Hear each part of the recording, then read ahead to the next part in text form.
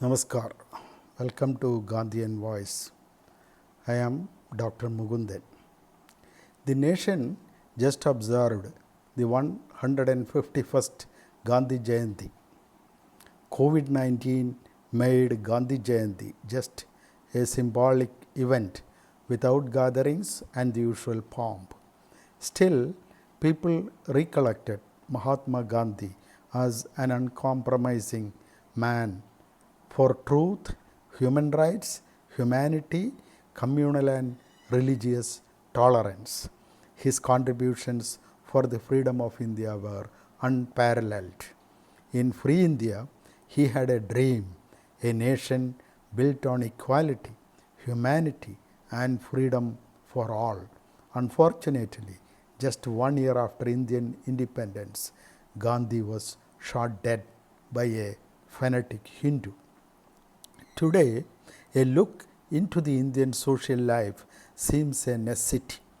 Denial of human rights, atrocities on women and Dalits are increasing day by day. The National Crime Records Bureau reports an average 91 rapes per day. Crime against women are plenty. The incident reported on 30th September 2020 attracted the attention of the world. A teenage girl in Hathras, a place in Uttar Pradesh, was abducted by the men of a neighboring landlord, gang raped, brutally attacked, broke her vertebra and cut her tongue. The victim succumbed to the torture and her body was hurriedly cremated at around 3 a.m. away from the victim's kith and kin by the Uttar Pradesh police. For this, the police and the district magistrate were taking the law into their hands without letting the parents of the victim to do the last rites or even see the body of their beloved daughter.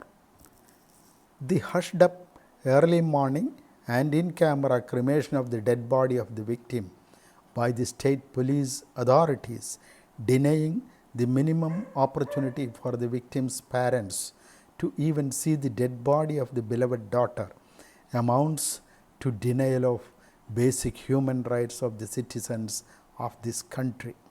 The cremation of the body by police without consent of parents is also seen as a pre-planned attempt to destroy the vital evidences.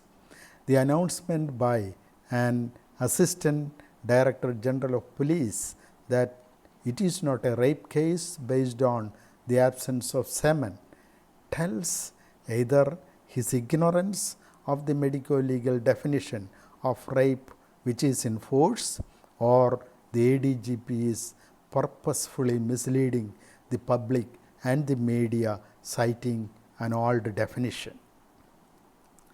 Next morning, when the news broke out, what a shame! The police and the Uttar Pradesh government were hastily making arrangements to isolate the family of the victim by denying access to the victim's family by media, the social and political leaders. The Chief Minister of Uttar Pradesh, Mr. Yogi Adityanath, was cool as if nothing unusual has happened. On Gandhi Jayanti day, the news of this heinous and inhuman crime hit the headlines of all media in India and abroad.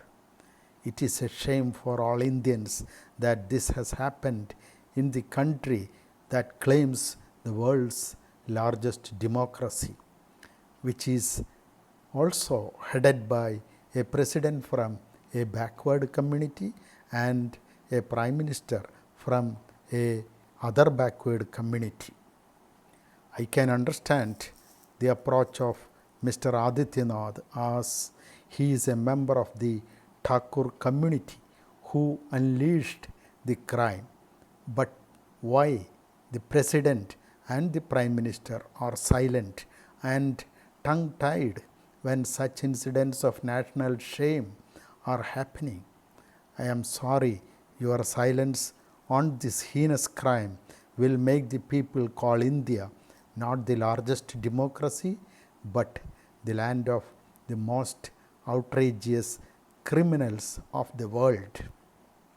The President and Prime Minister of India shall speak to the nation, assuring deterrent punishment for the culprits and the authorities involved in this dastardly crime, and take necessary steps including legislation to prevent such violence in future on girls, women and men in general, and on the members of the backward communities in particular. Otherwise, your silence will be construed as consent by the miscreants for similar future violences. Thank you.